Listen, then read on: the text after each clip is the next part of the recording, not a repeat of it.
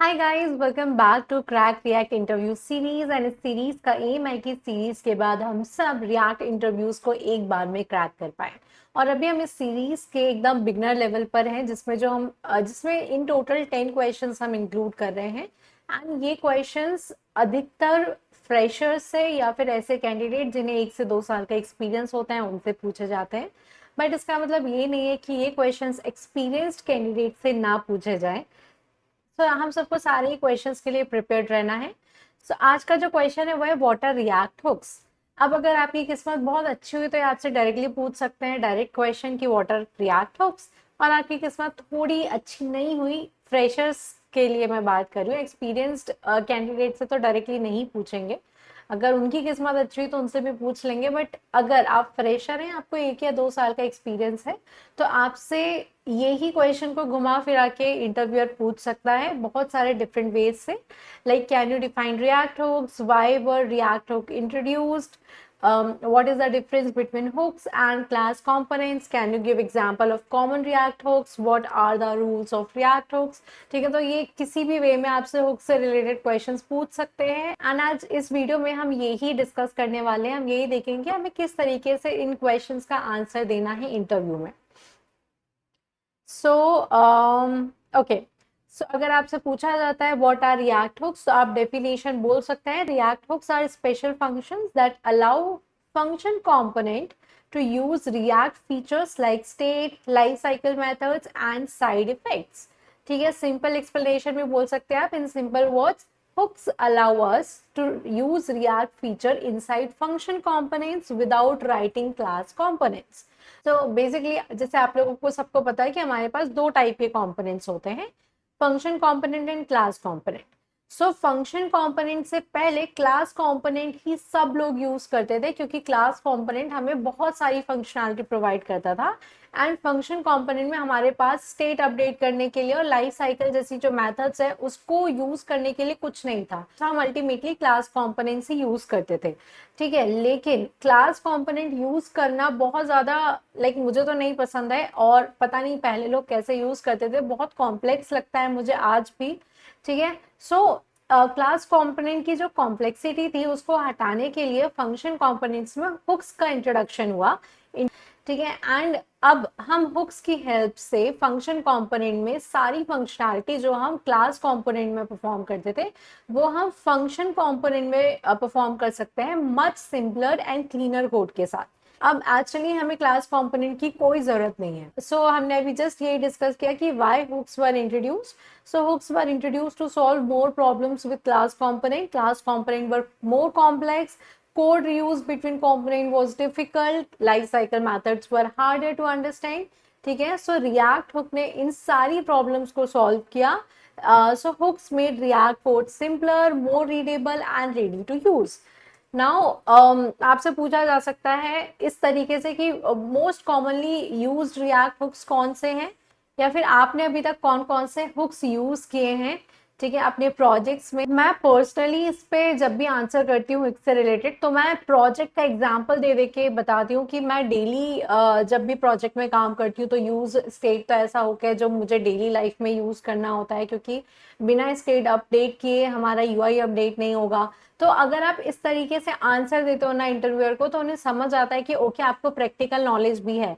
फिर आप बोल सकते हो कि साथ में जब मेरी एप्लीकेशन में मुझे परफॉर्मेंस इश्यूज दिखते हैं और मेरा जो कंपोनेंट है वो बार बार मुझे रीटेंडर होता दिखता है, जिसकी वजह से परफॉर्मेंस इश्यूज आते हैं, तो मैं use memo and use call back का यूज करती हूँ या करता हूँ। ठीक है, एंड जब भी हमें कोई साइड इफेक्ट हैंडल करने होते हैं, एपीआई कॉल करनी होती है, क्योंकि ऑब्वियसली हम जब प्रोजेक्ट बनाते हैं तो हम डायनेमिक डेटा अपडेट करते हैं। जब भी हम कोई प्रोजेक्ट बनाते हैं तो हम डायनेमिक प्रोजेक्ट बनाते हैं, स्टैटिक तो प्रोजेक्ट बनाते नहीं, और डायनेमिक डेटा के लिए हम एपीआईज का यूज करते हैं, और एपीआईज को हैंडल करने के लिए हम यूज इफेक्ट का यूज करते हैं। ठीक है, तो आप इस तरीके से एग्जाम्पल दे दे के आप बता सकते हैं कि आपने कौन कौन से हुक्स यूज किए हैं। इस वीडियो में या इस प्लेलिस्ट में हम सारे हुक्स नहीं सीखने वाले हैं, उस हुक से रिलेटेड कौन से ट्रिकी क्वेश्चंस आपसे पूछे जा सकते हैं वो हम इस आगे सीरीज में डिस्कस करेंगे। जितने भी न्यू कमर्स हैं, जो भी एकदम फ्रेशर हैं, जिन्हें रिएक्ट नहीं आता है, उन्हें मैं सजेस्ट करूंगी कि मैं हुक्स पे बहुत सारे शॉर्ट एंड बहुत सारे डिटेल्ड वीडियो बना चुकी हूँ। एंड अगर आप वो वीडियो एक बार देख लेंगे तो आई एम श्योर आपको हुक्स बहुत अच्छे से समझ आ जाएगा एंड आपको कहीं और जाने की जरूरत नहीं है। तो प्लीज आप लोग सभी लोग सारे हुक्स एक बार पढ़ लें, क्योंकि अगर आपको लगेगा ना कभी भी इंटरव्यू से पहले कि अच्छा ठीक है यूज रेफ उतना ज़्यादा आई डोंट थिंक सो मुझसे पूछा जाएगा, तो यूज रेफ मैं नहीं पढ़ता हूँ, सिर्फ use state, use effect, use memo, use call back पढ़ लेता हूँ। तो ट्रस्ट मी, अगर आपने ये सोचा ना कि आपसे ये हुक नहीं पूछा जाएगा तो आपसे वो हुक पूछा ही जाएगा, ठीक है, इंटरव्यू में। तो इट्स बेटर कि आप सारे हुक्स प्रिपेयर करें। बहुत ज़्यादा हुक्स नहीं है, 7-8 हुक्स होंगे इन टोटल, आपको वो सारे अच्छे से प्रिपेयर कर लेने हैं, क्योंकि हुक्स एक ऐसा टॉपिक है जो आपसे 101% मैं लिख के दे सकती हूँ कि आपसे इंटरव्यू में पूछा ही जाएगा, ठीक है। उसके बाद जब भी आप हुक्स एक्सप्लेन करें तो आप अपने तरफ से एडिशनली ऐड कर सकते हैं। There are few rules to write hooks, कि भाई जब भी आप, पहला रूल तो ये है कि आप हुक्स से फंक्शन कंपोनेंट के अंदर यूज कर सकते हैं, क्लास कंपोनेंट के अंदर हुक्स जैसा कुछ एग्जिस्ट नहीं करता है। सेकेंड रूल इज, जब भी आप अपने कंपोनेंट में हुक्स का यूज कर रहे हैं आपको सबसे पहले उस हुक को इंपोर्ट करना पड़ता है। फॉर एग्जाम्पल अगर हम VS कोड में देखें, हमने कहाँ यूज किया था, यहाँ पर।